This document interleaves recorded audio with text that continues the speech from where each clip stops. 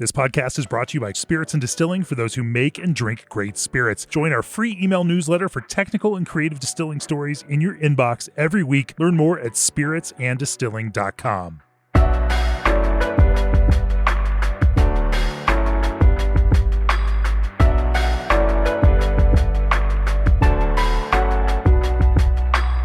Hello and welcome to the Craft Spirits and Distillers podcast, episode 31. I'm your host, Molly Troop, and today with me is Sara, Sergent of Alpine Distilling. She's Alpine's master distiller and focuses on making award-winning gin and a bit of whiskey too. Before we dive in, G&D Chillers understands that each distillery's chilling requirements are unique. On every distillery project, G&D offers the front-end design and engineering your team needs at no cost to you. Sid Delaray from Filibuster Distillery says, from the design and engineering to installation and startup, G&D was easy to work with. We've had great customer service since commissioning our chiller, and I'd highly recommend them for any distillery system. Check out for a quote today at gdchillers.com. Sara, thank you so much for being here. Well, Molly, thanks for having me. I'm excited to just dive in and get started with how you got started in the spirits industry. Wow. Well, let me tell you a story. It was long, long ago. No, I'm just kidding. It was a long time ago. Lord. It was a long time ago. I actually used to date Abraham Lincoln. So, I've been doing this for a bit of time, but no, in all seriousness, okay, how I got started in the spirits industry. Well, I will thank my grandmother, Lois O'Malley Bork, for that one. She was just a tremendous human, loved a great gin and tonic and a story, and yeah, she was just all the fun, we'll put it that way. And she then served as that seed of inspiration that eventually took me around the world and continues to keep me on a path of excitement and adventure and exploring botanicals and making great gin. I want to comment two things on this. One, I almost don't believe that you have an 18-year-old child. I do.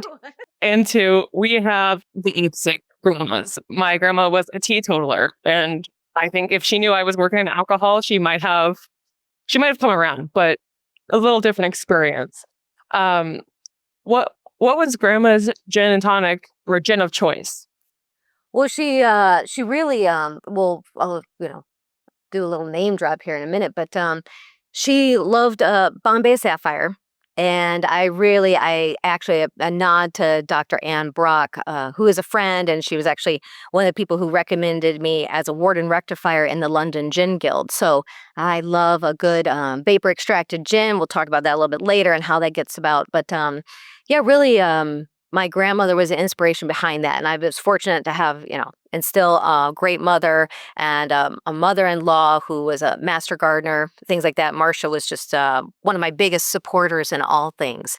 And so she's always with me on that journey. And so really I just had a love and a passion for spirits and flavor, and really started work years ago with the likes of Chef Joel Robuchon, who is a big fan of one of the liqueurs that we make, and his teams in Paris still cook with it. So I know we're talking about spirits, but they have a series of applications. And then for years now, I've worked with industry leaders globally, like David T. Smith, who's a dear friend, and I studied with Geraldine Coates in Edinburgh, and I know you have quite a background in Edinburgh as well.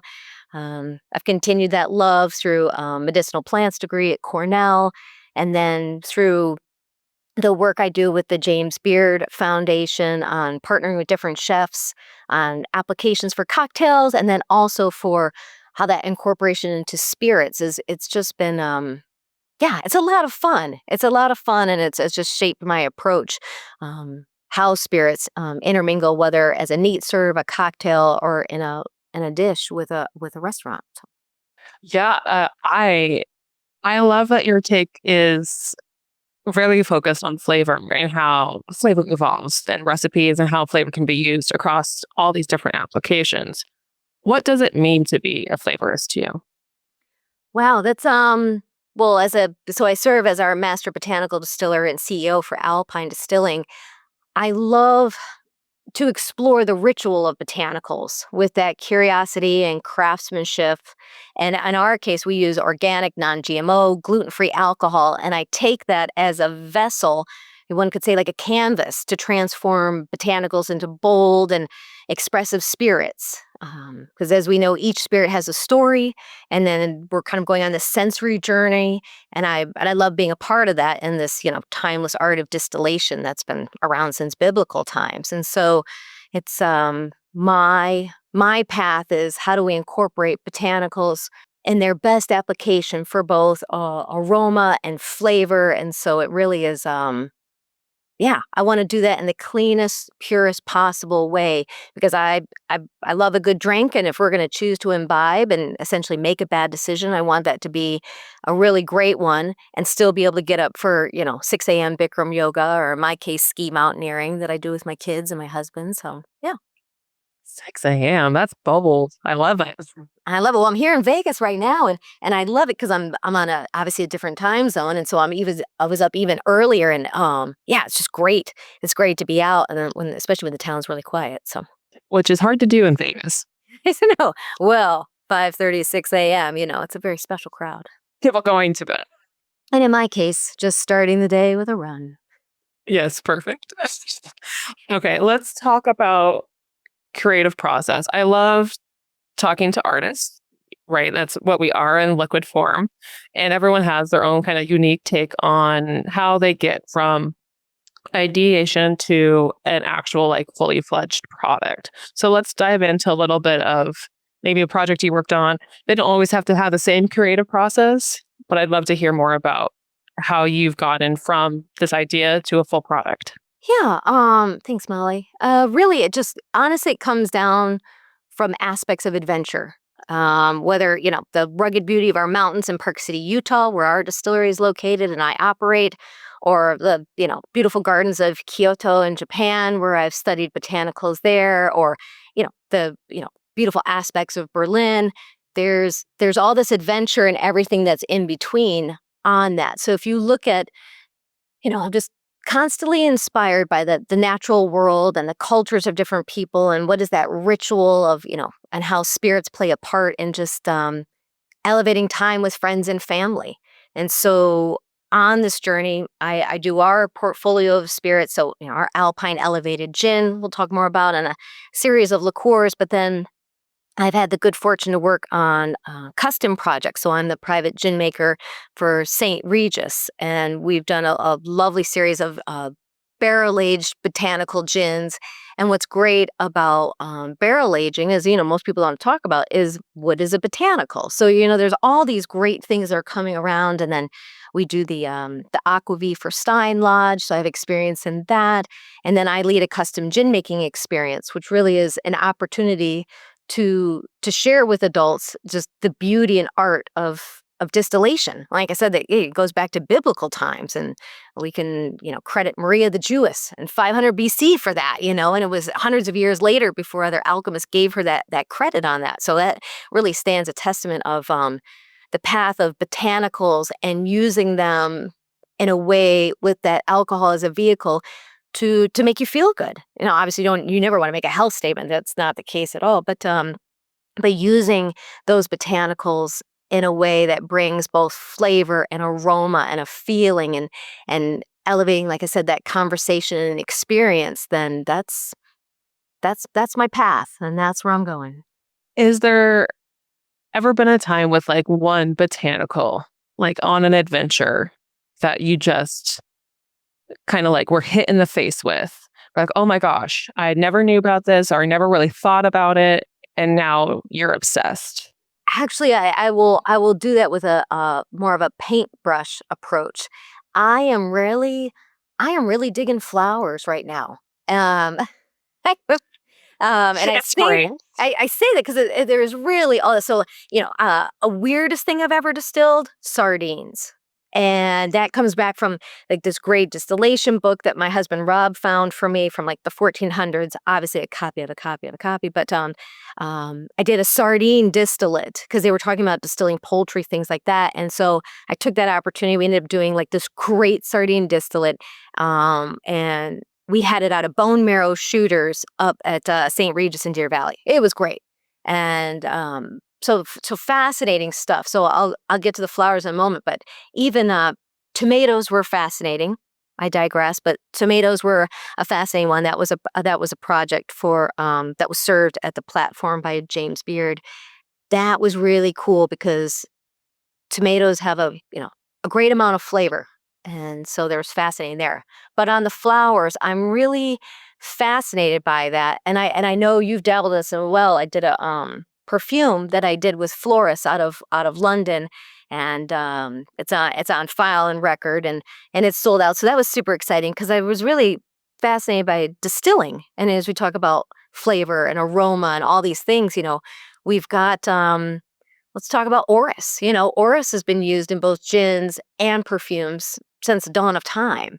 And so there's really a lot of fun in that. So right now I'm on a path. It's actually for a wedding gin, which is great. It's for a private wedding that is happening at the Stein Eriksen Lodge at Deer Valley this summer. And we basically took the bridal bouquet and turned it into a gin. And it's really great because you think the flower is going to be too nosy, too aromatic, but there's a lot of sweetness in there. And the longer some of those botanicals are dried, they avail themselves in this really like great way. And so I'm pretty excited about that. I want to talk about this a little bit more because florals are notoriously difficult distillation to like nail. So do you have any words of wisdom for nailing that floral distillate? I do, but I can't tell you. No, I'm just kidding. It's a top secret. And top secret. No. No, it's proprietary. No, really it's exploration. And I speak about this at different conferences and panels where people are like, "Oh, tell me your secrets. What do you got going on?" And you know this very well, Molly, but flowers are fun, and I would highly recommend one, research for anybody who's thinking about distilling flowers. Because you got to think about, are you using the root or are you using the actual flower itself? How are you going to affect that flower? Because you don't want to just grab some flowers out of the garden and throw them in and hope for the best. You can. It'll be terrible. But you have this opportunity with different flowers. And another important thing is making sure that you can actually eat it. Or digest it. Very Make sure, important. make sure it's not. Please, to all listeners, do the due diligence. Just because you can doesn't mean that you should. So Hydrangeas, a great example of that. Don't eat hydrangeas. cute. I was gonna tell someone, it's like, don't eat it. But on that, it's just a fascinating, research, nibble, crunch, and just take that time. But flowers are fun like that. Is a peony, don't use the flower, use the bulbs, things like that. Make sure it's dried for a fair amount of time. Make sure it's pretty dried out. You don't want to just throw that one in juicy. But yeah, it's research. It's part of that exploration. If you think of yourself as an explorer looking for the extraordinary, how you get there? Well, a little time, due diligence, research, things like that. So that would be my advice is, what do you like? How do you like it? That's how you should always start. And then dig down from there and to see, how can I? And then, so that's a great thing about the internet is there's some answers out there, and then just get your hands dirty and go get out there and do it. Speaking of the internet and resources, is there anything like you recommend as a research for florals or any ingredient? You know what? I love a good botanical garden, and we are so fortunate to have a series. I mean, if you visit the Herb Society of North America, I would say that is a really great platform from which to begin. That is, it's a national group, and you've got a collection of highly intelligent individuals and just, those getting out there in the land of botanicals, flowers, as we were just talking about, things like that. There are different herb societies, things like that. But the National Herb Society of North America is just an amazing resource because you could find out what's in your state and then go from there. So they've kind of done a lot of the legwork. They have really great podcasts, things like that, where you can find out. But really, that would be kind of the starting point on that is look to your local flora and fauna. And then if your state or nearby has a botanical garden, something of that sort, then you have a lot of enthusiasts on site who can point you in a direction. So thus talking about that adventure, you just got to get out there. So I have to ask, because this is one of my favorite like light reading inspiration reads is Drunken Botanist. Oh yeah, I've got a Oh, couple yeah. Okay. copies. We got it. So we Alpine Distilling is located in Park City, Utah. We've got our distillery in Silver Creek, and then we have a lounge in the heart of Main Street, Park City, where we showcase our spirits. We do tastings, flights, events, and then sell all of our spirits. And it's a great place to do all those things. But we have a copy of that at the lounge, at the distillery, because I like putting things available to one guests that come by. And so we have a collection of books. We have hundreds of books that are out for as resources for our team members, and then for those who are just interested. So It's a good one. Amy Stewart. I'll meet you one day. Amy's Candor. So we'll put it. Yeah, and it's a very easy read. And it's also available on Audible or whatever else. So if you don't have time to sit and read, if people have time in their cars, that's always a great way. Like a podcast, like this podcast. Exactly. And we hear a lot from production workers who are working by themselves in production, and they like to listen to music, as we all do in production by yourselves. Podcasts are also a great thing because you can learn something, but you also feel like there's voices and people around in case you're lonely. Molly, are you saying there are voices in your head? Of course, always. Oh, they only tell me good things, though. See, that's the key. That's the key. As long as they're happy voices. Right. All right. I want to talk a little bit about your distillation method and a little bit more about vapor extraction. All right. Well, I'm not gonna. Well, you know a lot of things. You're a highly intelligent person who knows a lot about these things. So we'll share this for anybody who's listening. So, what is vapor extraction? I guess that is the key. So, what's a nice, clear way to put it is vapor extraction. It's a technique employed by less than 2% of distillers, it speaks to both its rarity and its craftsmanship. And vapor extraction it's just a beautiful way to pull the most delicate and vibrant flavors from botanicals, in my experience. And I've done maceration too. I love that. We'll talk about that because I know that's, people are like, what's the difference? And I speak about that a lot in the custom gin making classes I teach, because it's really just education. Everybody's on a path. Everybody wants to learn. So vapor extraction, it's basically, instead of boiling your ingredients directly in a liquid, an alcohol base, in our case, and ours is a custom built still that we did, it's the botanicals are suspended. And so alcohol vapor passes through, just lightly kissing and pulling what I would like them to from the botanical. So it just, in my opinion, it's capturing their true essence without harshness or bitterness. We'll put it that way. And so for ours, our Alpine Elevated Gin won Gin of the Year in London. It's highly decorated. And I like, because the result is more nuanced, that we've got that aromatic component, and it's really a refined spirit that reflects, the hard work and dedication behind the scenes. And with vapor versus maceration, do you think, obviously you can do a little different botanical makeup with vapor extraction. It allows you to do floral ingredients a little bit easier than you could in a maceration. Is there any other big differences in flavors that you can use or ingredients that you can use? It's what's great, Molly, is anything that has a carbohydrate can be distilled. Like I said earlier, it doesn't mean that it should, but it can. And so through vapor passing by, you really are allowed a lot of creativity, in my personal opinion. Now, that's, I guess, the next question I'm sure would probably be in all this is, vapor extraction. In my case, like I said, few distilleries do it. Then maceration, which is a classic tried and true. It's basically, the simple way for those who are listening. It's you're kind of like making a soup, which is super cool. You've got this opportunity. You've got an alcohol base. You're pitching in some botanicals.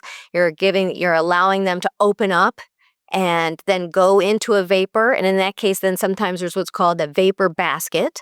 And so some distilleries will then have an additional, it's almost like a colander, if you've, wrapping your head around this as you're listening, then have more botanicals in there. And that's then, a way to play both cards in that.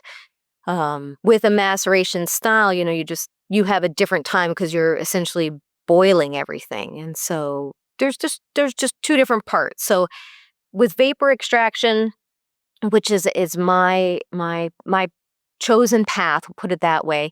It just gently pulls the aromas, the essential oils without submerging or overheating any of the botanicals. And so I have found over the thousands of gins that I've made to date, it really just keeps everything fresh, clean, and well defined. And I find that it's just that's the key to our success in capturing that subtle complexity of our Alpine elevated gin. And this might be a hard question to answer, but just to focus on like juniper, um, and because you probably have done both distillations and you've noticed the differences with juniper maceration versus vapor. What is the biggest difference you're noticing? Oil content. In maceration, I distilled on a maceration style for years. Even in the custom gin making, I do a maceration style, and so working on multiple different stills at multiple different distilleries, and then obviously leading our Alpine distilling project. It's juniper's fun, and I think that's so. We'll share with everybody listening. So juniper grows around the world. You can find it in all sorts of different places. And juniper is like most botanicals. It's affected by the climate, its environment, things like that. So a lot of people may say that they don't like gin. Well, they just haven't found the right gin. So we'll clarify that. But juniper, we have juniper in Utah, and that's where I'm at. And it's very closed off. We get snow in May. We live in the high desert. Even in the summer, we have up to like 30-degree swings in temperature. The atmospheric pressure is different. So you're walking on the trail and you'll see some juniper, and they're smaller. Well, we know they're cones, but most people just berries for. We'll just keep it consistent. So juniper berries are a little bit closed. They're a little bit denser. They have like this blue dusting on the outside because they live in a harsh environment.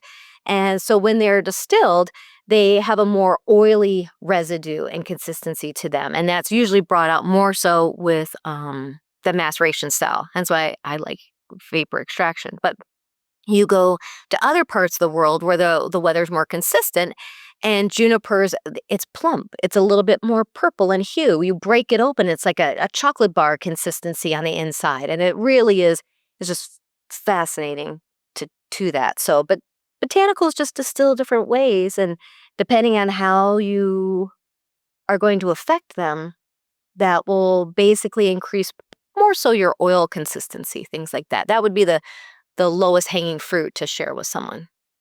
I love it. And I always find this fun conversation to have with people about juniper, because juniper, you can find it in so many different places, but there are inedible versions of juniper. And so listeners out there, be careful. Do your research. Again, do your research before you just find your local juniper varietal and decide to eat it. Which goes back to, where do people find their information? You can go to your local herb society. Just check online. It's pretty clear. You can find clear paths that'll let you know on that, and obviously leaves of 3, let them be. Nobody wants any of that nonsense. So just yes, please, listeners, be careful. Don't put strange botanicals in your mouth. Apps like that can be used for identifying plants. Have you ever found that to be helpful? Because I'm skeptical. So there's an app for most things, and I think that's exciting. Why not? And I've looked into a few different apps. There was actually one app I was fascinated by, and it would tell me that the health of my internal plants. And so our house, because we live in the high desert, we have tinting on the windows. So plants that would normally live inside a house aren't very happy because there's tinting on the windows. They really don't get actual sunlight. They're kind of getting this weird filtered light. And so, have I had great success? No. But I'm fascinated and I love learning. So I'm always up for that. The thing I will say about apps that talk about botanicals or things like that, they usually need to utilize your camera. It takes up a lot of space. And so it's fun to put those things, like a stargazing app. It's good to put those like on an iPad or maybe not your personal phone. And if it's just dedicated to that, that would be useful. So, but books are good. Internet's good. Apps are going to be. Just keep in mind they're not all inclusive. Like anything, they may not. As we were just talking about juniper, that some will kill you, or make you very sick. Depends on how much you consume. But yeah, just check a couple places. It's a great time, and there's just so many ways to get information. And like with anything, you just have to decide how you're going to digest that. Yeah. And maybe if you do use an app, don't trust it completely when it comes to eating something. Get a second. Everybody's got an opinion. It's super easy to find. So let's talk a little bit more about botanicals. It sounds like you source some ingredients local, and you source some things potentially a little bit further abroad. When it comes to your ingredients, are you seeing big swings in flavor in your local stuff that's harvested or your international stuff that's harvested? Yes. And that's a beautiful thing about plants and about nature in general, which I'm always fascinated on because everything's a little different. Like we talked about earlier with juniper, high desert juniper and, cozy juniper are two very different things. They're both juniper and they're both highly effective, but very, very different. So when you're talking about botanicals and agricultural products, things like that, their flavor profiles are, it's where and how they're grown. So you got things like soil type, elevation, rainfall, even the timing of the harvest can dramatically, shift the expression of a single botanical. So consistency is always crucial, and planning and working ahead is key. But you've got, I think there's, what about? Let's talk about what's a random botanical that would be. How about angelica? Angelica root. I was thinking angelica. How about it's like nature is unpredictable, beautiful.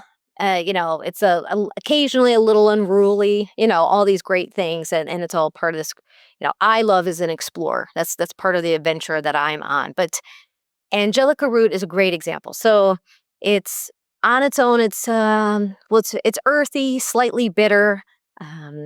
And then, so for listeners, you've kind of got this umami feeling or whatever, but in distillation, it acts like a fixative. So it's quietly tying other flavors together in a way that you wouldn't expect. So you got that. So angelica root's great for that. But angelica is also very sensitive to both its origin and age. And a root harvested in one region can be mellow and grounding, and then the other batch might suddenly be like sharp and bite to it. So it's just paying attention and then being consistent in that, so you don't surprise your drinkers or things like that. So it's as you well know, Molly, it's a reminder that distilling is part science and then part instinct, and then we add our different flares to it. So with angelica, a good amount of angelica is from France, and it's consistent and it's subtle with its earthy notes and actually has a fair amount of sweetness. And so in my exploration, I've actually got some really great angelica from China. So it's a Chinese angelica root, and it is it's substantially bigger in consistency, just in the growth in the soil, and but what's fascinating, and it's side by sides. I go through this with people who come to our lounge. Chinese angelica it's vibrant, it's meaty in its consistency, and it has a very powerful flavor profile. So you've got that same essence of what angelica brings to the table, but two very, very different components. They're very different. So whether it's from France or from China, and just the consistency, how it's presented, how it's grown, and then just down to flavor, and it's fascinating. So, and especially in distillation, some angelica will stay nice and tight and consistent. We'll use maceration for an example, and it stays pretty true. It kind of looks like a chopped up bark or something like that. But then this other angelica I've got it's like a mushroom, and it's meaty and it's exciting, and it kind of dances, and so yeah. So that would be that's a fun botanical. I had taken a deep breath. I obviously have a question already loaded. Um, I find it really curious because this is like you're doing science, you're doing these little experiments with one botanical, and you're seeing different results, which is fascinating in itself. And there's lots of routes you can take with this, right? You could say, hey, I like this one particular varietal and I'm going to stick with this and it's going to be in all my recipes because I like it and I think it works with in a great way with everything. Or you can also be like, I like this one for this project and this one for this project. And you can just kind of compound and look at all these differences and acclimation of ingredients. I Have you like found a route where you're like, I really like this one ingredient and I'm going to stick with it? Or are you more exploratory where you're like, I can see how this could be used in different applications? I would say I'm on a path for both. And that's where, which is very exciting for me because every day is different. And I have a unique opportunity creating custom gins for individual guests or for different chefs and restaurants or hotels. And so I get to continuously look at botanicals side by side, and so like a favorite botanical, it's kind of funny because it's gin, but I love juniper because juniper has this amazing, compelling saga of just existing, and so you've got, gosh, juniper, goes back to once again to these biblical times, things like that, and so juniper, being a botanical you could find around the world, it was found in King Tut's tomb. Okay, so you're thinking about that. And then it was used by the Roman army, and soldiers would carry it and nibble on it because they thought it would create strong, healthy babies and things like that. And then in medieval times, it was used to cure jaundice and ward off diseases. And as with any botanical, you find what really actually does or doesn't. And so we move forward. But in juniper's case, what's truly fascinating is that it's science. It is an effective antidepressant. It just makes you feel good. So you get whether in Germany or Japan, you talk about forest bathing, you get out and you're around juniper and you just feel good. And chemically and science-wise, we can back that up. And so I know you like that with you're more of a sophisticated science background on that. We got some white papers on this and wrap around that. So in juniper, it's a beautiful botanical. It's very different in different places of the world. Like I mentioned, Utah.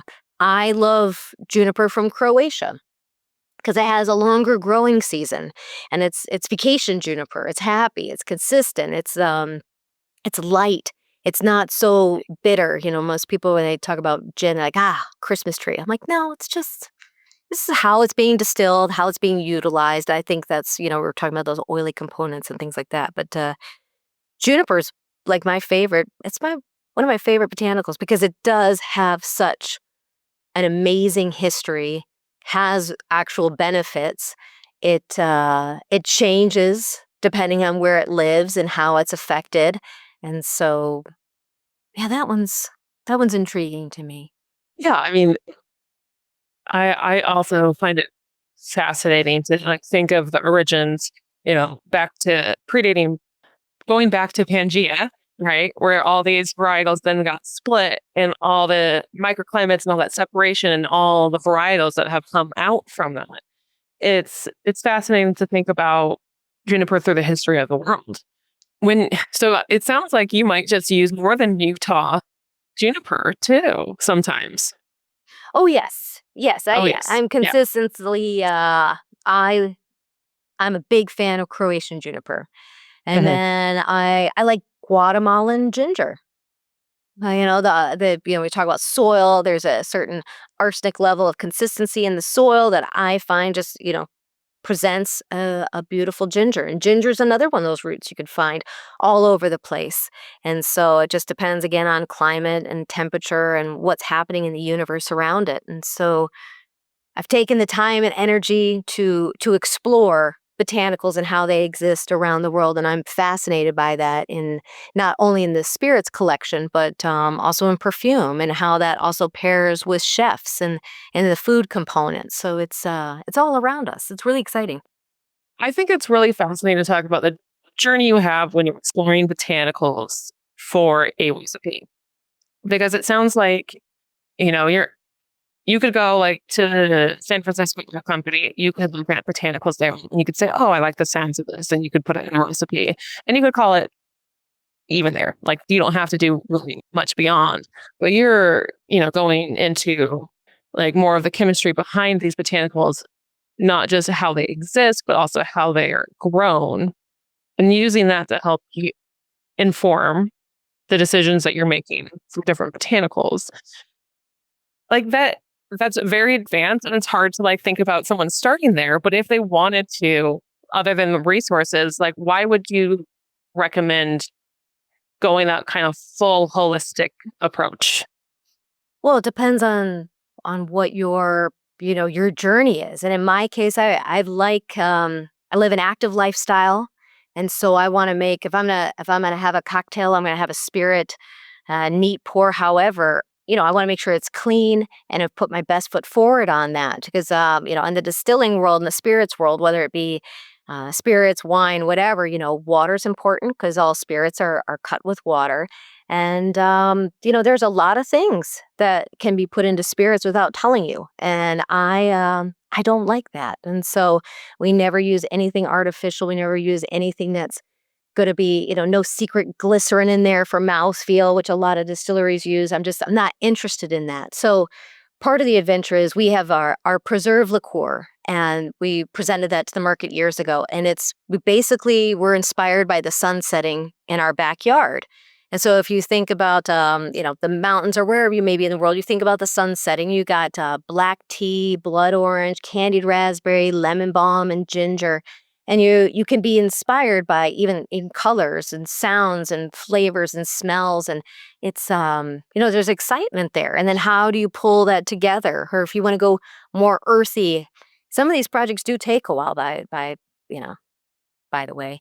So we've got, I do a spirit, it's called Angevere. She's our little green angel, and she's 33 botanicals. And she was inspired 2 years in the making, and it was all about how pulling together these earthy components and bright little pops of flavor, and it's an adventure. And so with that, as you look at botanicals, you explore botanicals and what's around you, it's really how does that start? In my case, it's part of the adventure, part of the exploration of what's already existing around us and how beautiful that is and how quickly it is to lose sight of that. So it's it's very fast paced moving. And so if you just take a moment and you look around in your backyard and you just go for a walk and you look around, you're like, wow, there's some inspiring things there. And then you're on your path, you're on your journey, and what botanicals called you. And it's fascinating of how are they one way here and how are they different over here and how do they play with this? And then you talk about, the art of distilling and how is that and how are the botanicals affected during that process of distillation? And it really is, it's so much is just fascinating and exciting. So I love that because in that moment too, when you're like exploring and you're opening yourself up to the world, you're kind of having that moment of like, how do I feel right now? And how do I translate this feeling to others through the art of botanicals? It's always an adventure to do that. yes, it's an exciting one. And it's a challenging one. And people don't understand that. And that's the beauty in it as well. And so there's endless possibilities out there. And what's great is, when you take the time and consideration and you can really put some energies and efforts behind it and you put together a spirit, usable applications and people enjoy it. You're like, wow, that's a great job. So we've talked a lot about botanicals and how wonderful they are. But they're an agricultural product. They're very seasonal, and they can lead to a lot of surprises and or challenges. Is there like any particular ingredient that you found to be more challenging in your work? Hmm. Oh, just for acquiring, for getting, for production?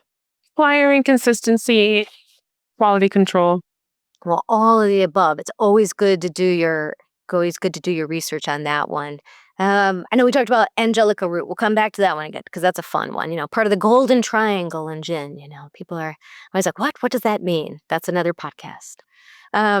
Angelica is usually harvested in the fall, It needs to grow for 18 months before you can even have that first application and harvesting. And so it was a few years ago. There was like a little rot that kind of went through Europe and things like that, and a fair amount of angelica was destroyed. As these little germies get into plants and things like that. And so I know a lot of distilleries struggled with that. So really, if you're planning like any business, you're looking ahead. You navigate and get through your botanicals and where you need to have them and how you order them and things like that. But there's always cycles, or as we face at different times.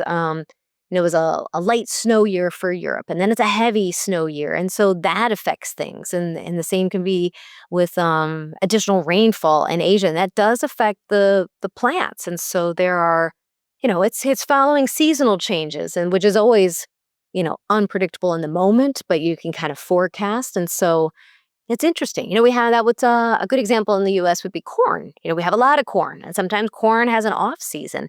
And so a lot of distilleries, myself included, I like corn for a distillate. It presents a lot of great things, and sometimes it's a slower yield for the different corn harvest and crops. So it's really comes back to planning and management and flow of how you're going to pull your botanicals, where do you like them from, and then staying ahead of that and being consistent. And from like a quality control standpoint, is there a way like you like to keep your botanicals to like keep them fresh and prime, especially if you're holding on to them for, a year or so to make sure that you have them? Oh yeah, years, a long time. It's we have a whole botanical room at Alpine Distilling, which is great, and I love it. It smells amazing, and all the botanicals are kept in certain places, all on their own, so they're sealed and airtight, because you lose that aroma and flavor quite quickly. So the custom gin making we do at our social club, the Alpine Social Club in Park City, that one I'm always changing out botanicals because one, that's part of it. It's exciting, but the holding containers are different. So I have to be very careful and work in small batches on what people want to use, and then hands are getting involved because people get to select their own botanicals and essentially making their own gin, which I just think is amazing because you get to know people in a really great way and share with them, let them get excited about why they like what they like and be able to clearly express that. So, for us, we use fresh botanicals, day of distillation, and that's part of one of our key to success as well. So it's getting fresh in the moment and planning that strategically. But yeah, botanicals are it's not just a flavor; it's also an aroma. So you need to keep those in a safe spot. We'll put it that way. You don't want to leave. Let's say your distillery or something's using dried orange. You definitely don't want to leave that out. Even just a few hours of being open or exposed to the air will change how your distillation turns out. And so it's like a great chef, mise en place, keeping your kitchen in order, all these great things. It's having that ritual. And like with a cocktail, as I've had breakfast this morning with Tony Abuganin, and he's just a great man and knows a lot about the spirits industry. And we were talking about that, is that it's the ritual of these things. And whether it's the ritual of building out a cocktail, whether it's the ritual of how you put together your botanicals before distillation, all these great things. It's, just kind of organizing everything in a way that makes sense. Absolutely. And you mentioned something about fresh ingredients too. And I just want to have you potentially highlight a little bit of the differences in quality control that presents versus dried ingredients.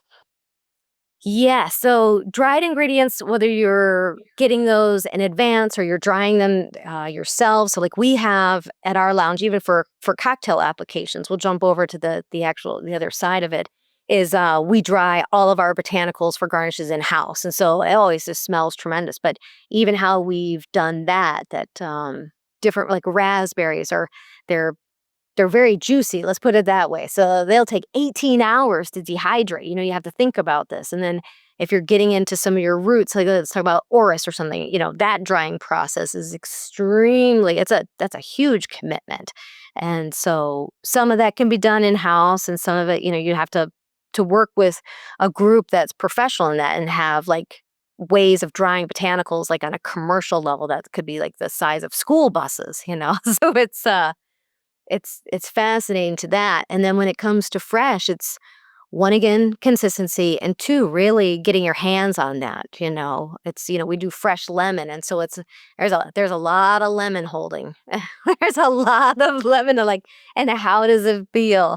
What is it doing? What is the temperature of the lemon? And then how are you peeling it? And we peel that by hand, and so you don't want to get, we all love and benefit from the flavonoids that are in lemon peels, mini peels for that example. It's just that makes them sexy to be pollinated. But flavonoids are great for us because they're good for our skin, good for all these other things, but you don't want too much of a good thing. And so it's a balance of how you affect or how you're going to extract what you want from that fresh botanical, and what does it feel like? What does it smell like? So it's fascinating.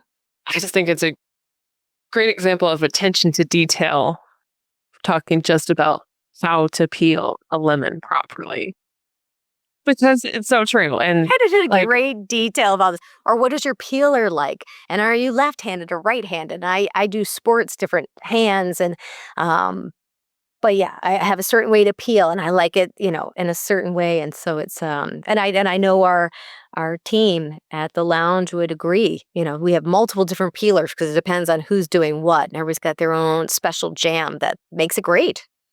I love it. And the little scientist in me wants to ask, from like a singular distillation, if you've done lemon peeled in different ways, and see if there's like particular differences.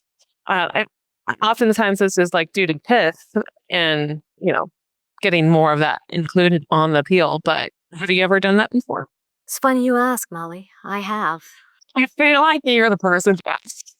It's funny you ask that. So I love Italy. My husband's an avid motorcyclist, and so for our 20th anniversary, we went motorcycling through Italy, and it was lovely. And so limoncello comes to mind, because why not? And so I started on this project of limoncello just for my own personal path. And I've got it aging in all these different stages at our house in these different containers and hidden in cupboards, which is pretty funny. But lemons, because I distill so much, is breaking it down. So if you just distill basically a chopped up lemon, and then you distill the lemon peel, and then you distill the lemon peel with some pith, and then you do it as just maceration, like it's just in that bubbling excitement of ethanol. That's one way. And then all of a sudden you add in some peel, like in a vapor basket. So you have it two ways. And so there are different flavors. That's a long story, but yes, being the answer to your question. All right, I'm gonna need your white paper. It's I do lots of notes. You would probably find it just atrocious because you type and do all these things put together. I have like books and notes and things like that, and even sometimes be like, oh, you're quiet for a moment. I'm sitting there. I even have, as we're talking, I have like this little book. So I love writing things down, and sometimes my handwriting's pretty nice, and sometimes it's I have to take a second look myself. So I am the same way. I prefer handwriting and then like translate it into a doc if needed. But like I have notebooks from every year I've been a distiller, and I can interpret it if given the opportunity. But sometimes it's a little messy. Yes, there's a lot of great information out there. I think so, and I think that is a great note to close on. For more than 30 years, G&D Chillers has had the proven solution for distilleries. Visit them today at gdchillers.com. If you've enjoyed this podcast, go to spiritsanddistilling.com and sign up for our free newsletter featuring new stories every week from some of the best writers and distillers in the distilling world. Sara, if people want to learn more or taste for themselves some of your work, how can they get in touch? Yeah, please visit us online at www.alpinedistilling.com. If you're interested in our social club, that's the social media handle for that is Alpine Park City. Our distillery is located in Park City, Utah, where we have 2 locations, but you can find our spirits across the country and around the globe. Awesome. Sara, thank you so much for being here. We'll be back in 2 weeks with another in-depth distilling conversation for you. Thanks for joining us. Cheers.